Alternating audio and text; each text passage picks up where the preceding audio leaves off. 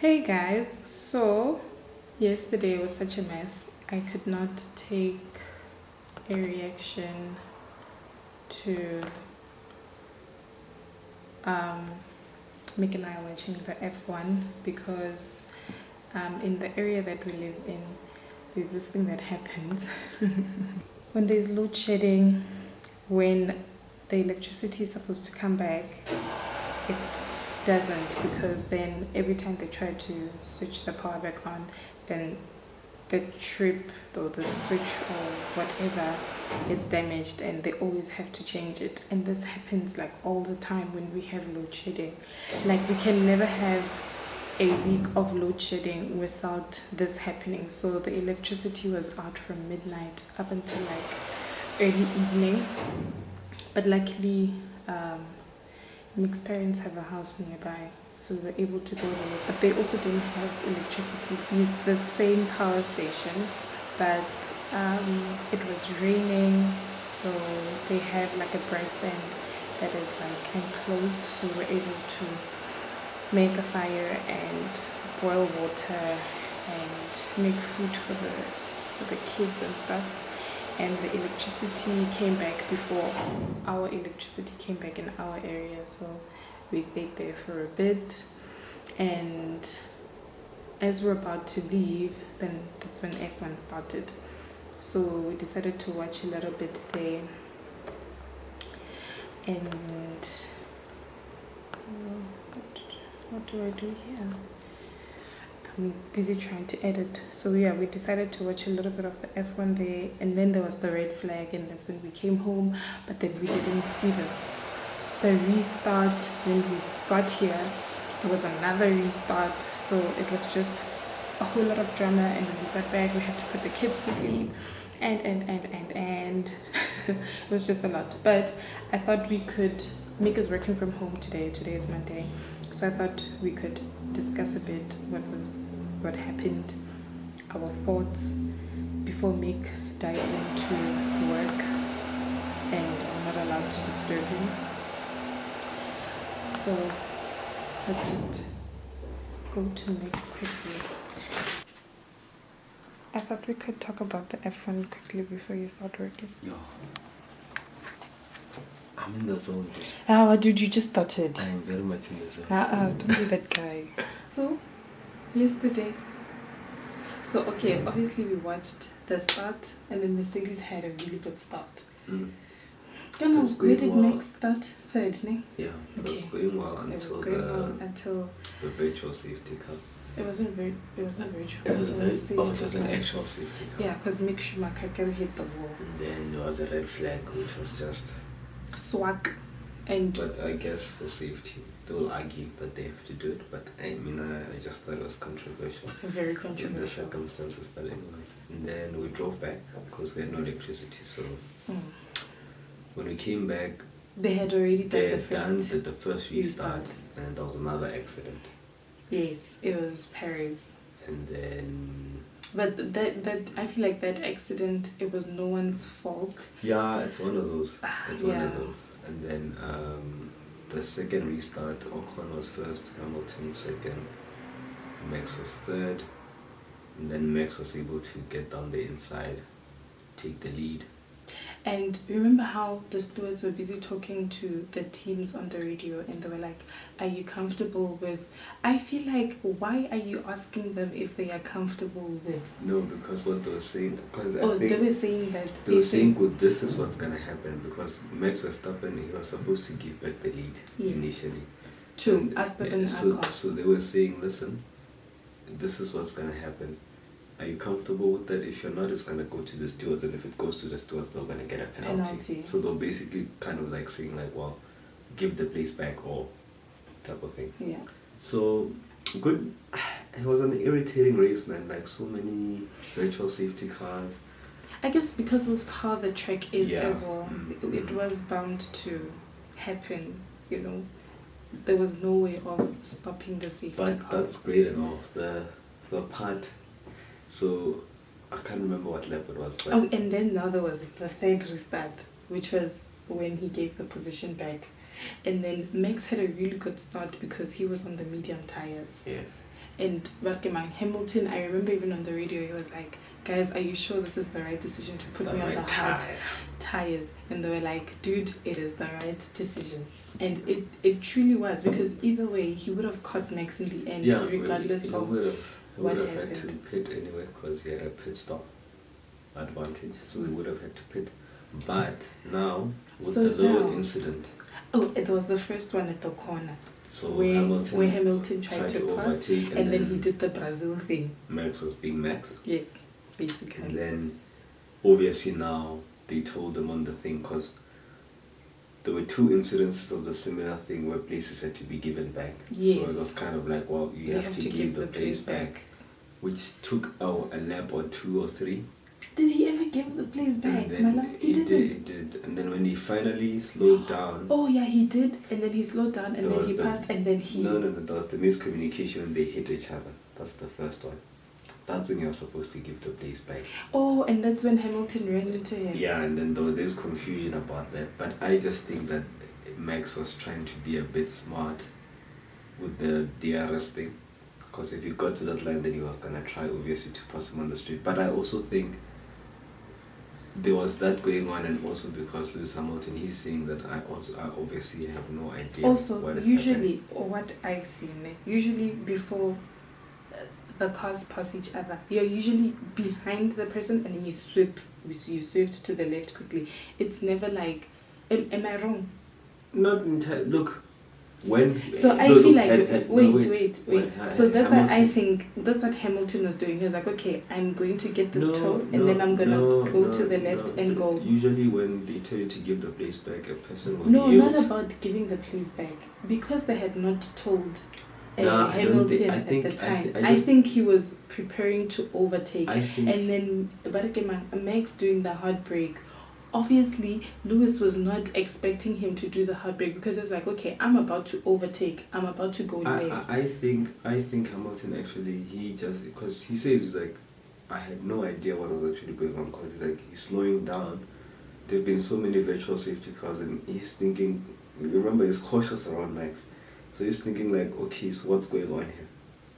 Because he wasn't aware that they were supposed to give the place back. So I just think we can have theories about it. I think ultimately there was a bit of a miscommunication. But also Max, like, he hit him and then he drives off. Like, so how does that work? I like what that other guy said. The other one was wearing the red shirt. He was like, wait guys, when remember it was something I said when they showed us, when they told him to give the place back. Yeah. It was... He drove for like a good 5 seconds before he gave the place back. When they told him, but then he tried to be strategic with the DRS thing, and I think it was the DRS thing. Yeah, he should have just given the place back, and that whole thing could have been avoided. And or was he trying to get to a safer place to give him? Look, when you if you are the lead car and they tell you to give a place back, you are within your right to do it at a place where you can try and get a place back. There's no rules against that. Okay. You just have to be safe about it. Yeah. Okay. But that one, it's easy to be like, Max is... But what do you think? I think that was just I think it's because Max Verstappen had been told, so obviously he's like, okay, if this is the case, I'm gonna slow down here and get him again, which is fair. And then I just think Lewis Hamilton, he just had no idea what was going on. Because so actually that incident shouldn't be like it was Max being hateful or whatever. It was just a miscommunication. I just think, because if you look at it, so like, for me, number one, what had Hamilton known, he would have seen the car stopping, and then he would have just passed. So I don't think it came off as malicious initially, but I don't think it's as... We were all angry. We can put the series down. Like, Toto was like, what the hell? And we were like, Max! I think, but regardless of that and giving the place back, his tires went, Hamilton would have passed him. Because he still passed him fair and square anyway. Anyway, yeah. And then, because even after Hamilton hit him, he still drove off. He wasn't like, guys, what the hell? What just happened? I was trying to give his place back. He kept quiet, Nick. Yeah. And then was like, guys, is my tire okay?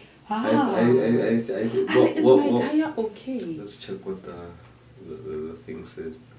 The penalty, I think it was for a sudden brake. Sudden deceleration, and basically they're saying what Hamilton was saying, good, like dangerous driving. Yeah, you brake checking. I really think that they're basically saying for erratic braking. So okay, I think they should have just like moved out of the way, man. And because if I was him, I would have moved to the right hand side, let him through, get him on the DRS because I was gonna get a better drive into that corner. And Max is very good at overtaking on the inside as well. So I feel like he has a faster car, and it was still the first sector, ne? Yeah. So, and they quick in that first sector. Quick in that first sector. But now, and then okay, so obviously then that happened, and then he hit him. I feel like it was very wrong, number one, because he still drove away. He could have still slowed down and given the place back, but he still didn't. And then now Hamilton's car is damaged, and obviously he fell behind because he just hit Max, and he stood back a bit. And then now he's supposed to give the place back, and it's like, oh, but I'm trying to give the place back. But now Hamilton is far back, he has a damaged car. He still should have just slowed down and just given the place back. Why was it taking so long to give the place back? And then that's when he gave the place back, and then he swiftly overtook him again. Which was nothing wrong with that. There was nothing wrong with that. It was cheeky, it was clever. Yes. I just think. And then after that, what happened again? There was something else that happened. And then Lewis Hamilton just overtook him because his tires started I think, to go. No. After he did that, I think they did say on the radio, I heard them say, you need to give the place back again. No, he didn't. They didn't. They just overtook him this time around, and then they told them that they've got the 5-second penalty. I just think the FIA. They created the monster of Max, and the FIA. No, I think they think they are the talent. That's the problem because that's probably the talent. Red Bull talks about inconsistencies of the penalties, but we just have to go back to Brazil. How many drivers just this season? Sergio Perez got a penalty in Austria for the same thing. Lando Norris got two. No, it was Sergio who got 2 penalties for the same thing. Yes. 2 5-second penalties. Lando Norris also got literally the same thing. But also this whole season we have been seeing that the FIA has been voting more onto Red Bull's side and Max's side. I think if you look at the season and if you have to look at it, the good luck and bad luck up to this point has basically balanced itself out, I think. But I do think at times there has been a bias towards Red Bull, because I think everybody just wants to see Red Bull win so badly, but on my views, man. No, it's out. So I think the FIA generally, I think at the end of this season, they just need to have a serious review and be clear what's allowed. Because after the Brazil thing, the team's the same goal. So if he doesn't get penalized for that and we've been penalized, so what must happen going forward? And what happened is that now, also, the safety car situation, the virtual safety car. I feel like that's decide what they must do. I think something they should have had an actual safety car. I don't think sometimes, especially where there was a lot of debris. Yeah, I think sometimes we don't even need red flags. Like back in the day, people just used to race people. Okay, it was not entirely safe, but it disrupts the racing so much because any little thing now must have. The virtual safety car works best if there's just a loose thing on the track that somebody just needs to go and pick up. But that other debris, they could have had a normal safety car. And I mean, Alonso did say, like, guys, we need a safety car, not this virtual thing. That's ridiculous, dude. Not this virtual nonsense. It's like the FIA, I think they also get caught up in... I think they just got caught up in their own things. They've just created a position for themselves where now it's like, okay, kind of what did we do the last race? They're not setting a precedent for anything. They just want to sort of like, they're too afraid to make decisions. Michael Massey, oh my god. Rest in peace, Charlie Whiting. Charlie, we never had these issues, dude. Charlie Whiting would have been like, it would have been like Tom X to give the place back now. Not 2 laps later, like now. And the thing is, the way they speak to Michael Massey, nobody was speaking to Charlie Whiting like that. Nobody. So, it is what it is. But yeah, going into the last race in Abu Dhabi. What are your thoughts? Red Bull is... No, they've changed the layout a bit. I still think they're going to be close. Because Perez is nowhere, it's gonna be a Mercedes-Benz. The We know constructors the is contractors. definitely going to Mercedes. I think drivers the can drivers go to championship. anyone, but I think on just on the level-headedness of everything. I think. You remember what I said to you before the interviews at the end, and I was like, what if Max is just so dirty and He's gonna get points deducted for that.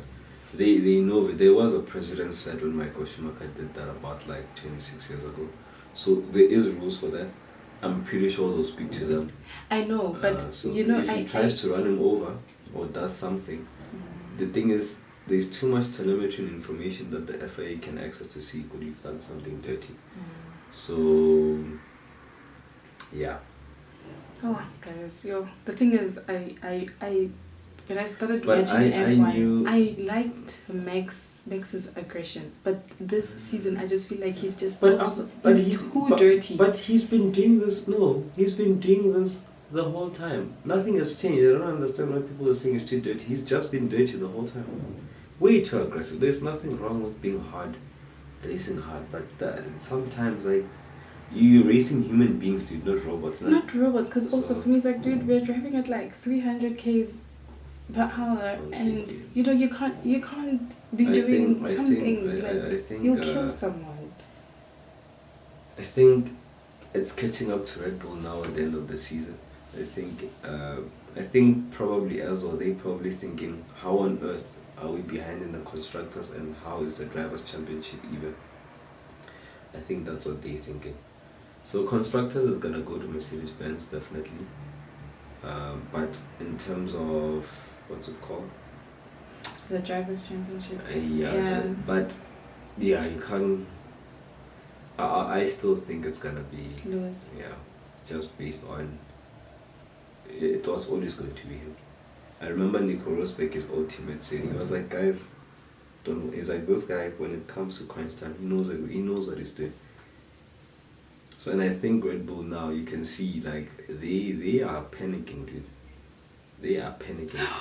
Yeah, man. Guys, Max. It's been a good season. Next season it's been a very interesting season. I mean, I've been dreaming F1 for the past 2 weeks. Guys, I'm so nervous. I'm so nervous. This is my first, like, really hectic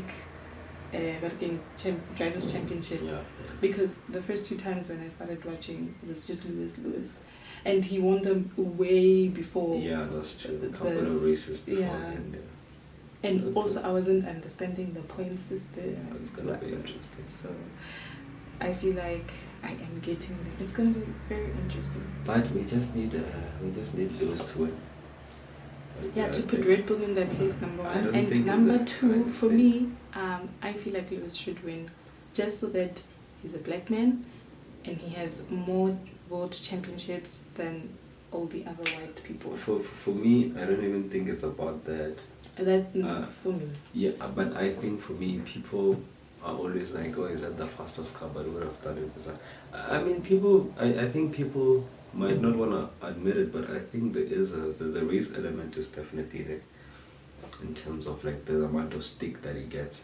I think it's not just about, because you see, like the amount of hate this guy gets, like it makes no sense. But it's nothing new again, because he's a black man. It's nothing new. It's nothing new to the black man. It's just being excellent. Yeah. But like I said, remember, I mean, F1, not to make this like an overreaction thing, but I mean, it is a white man's sport, always has been.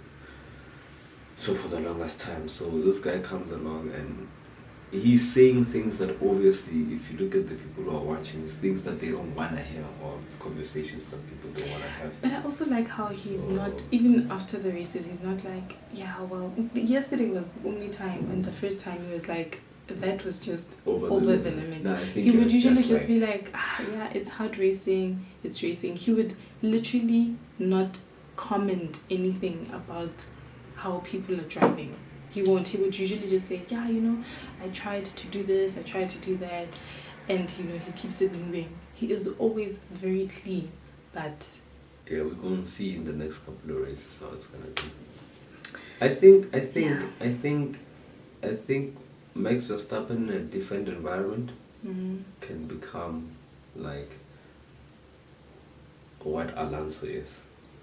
Like polished, properly hard but polished. In an environment where you're the golden boy and you don't do wrong according to everybody else, I think he's got a bit of a big head, you know, and the people he's got his dad around him, and growing up, I mean, his dad has always pushed him. So I think sometimes you just need to check the people around. I think it goes for everything in life. So I think Red Bull and Jay, when they have that blue-eyed boy, like they can never do wrong. It happened with Vettel as well. With Vettel, yeah. So that's their thing. That's their weakness. They're not able to bring you back and be like, "Oh, dude, like, you know, take it easy." Yeah. So I think it's like just give him whatever he wants type of thing. But I mean, it can't work. Yeah. Interesting with the new regulations next season, how him and Perez go. Yeah. Because if Perez clicks, it's gonna be interesting. But yeah. Anyway, guys, hope you guys enjoyed this chat. And for those who don't know anything about F1, hopefully it kind of enlightened you about what is happening and what F1 is about. It's leaving in like 2 years. I'm sure like all this trolls and haters are just like, when is he leaving? And I hope he signs just like another year. Just to be there. You know? But yeah. He needs to win like, he needs like another like, because he's on like 103 wins. Just needs another like 7. Just like 110.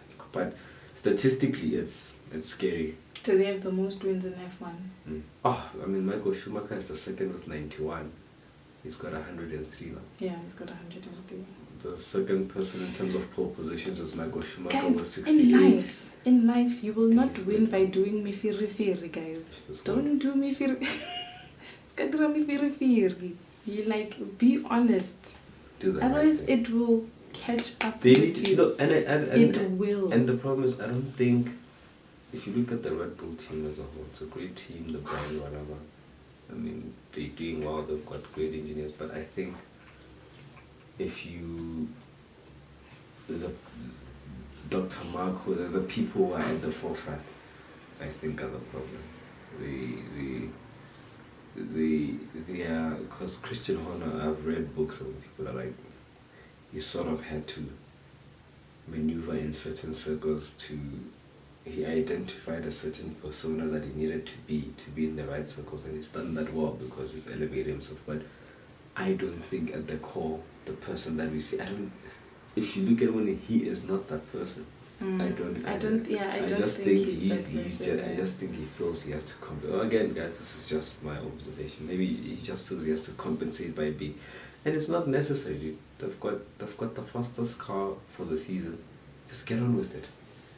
And if Max is doing something, you need to be like, hey, my guy, just give the place back and get him on the next lap.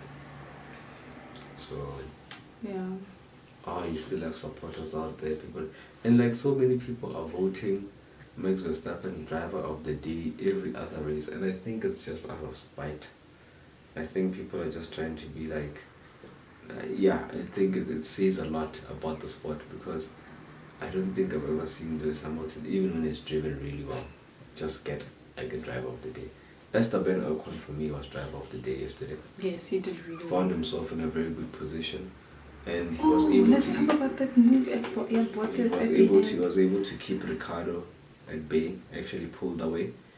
And then at the end, he had Bottas, who just right at the end. Those Mercedes are very like fast on the straights. So yeah, it was kind of a given. But that was such a nice move, like few seconds before the done a similar thing to Lance Stroll about 4 years ago. Gosh, that was beautiful. Hi. Hi, buddy. Hey, buddy. Hey, buddy. Hey, buddy. Alright, guys, I gotta work. Peace. Right, guys. I am going to. It's Monday, so it's busy day. It's laundry day. It's cleaning day. I gotta work. It's a lot of stuff day. Oh, this thing is very uncomfortable. Get it to the south. Peace. Oh, and I actually wanted to show you guys, the paint is here. I'm not gonna show you guys the colors so you guys can see when we paint, But I am so excited. I'm so excited about this. Yay!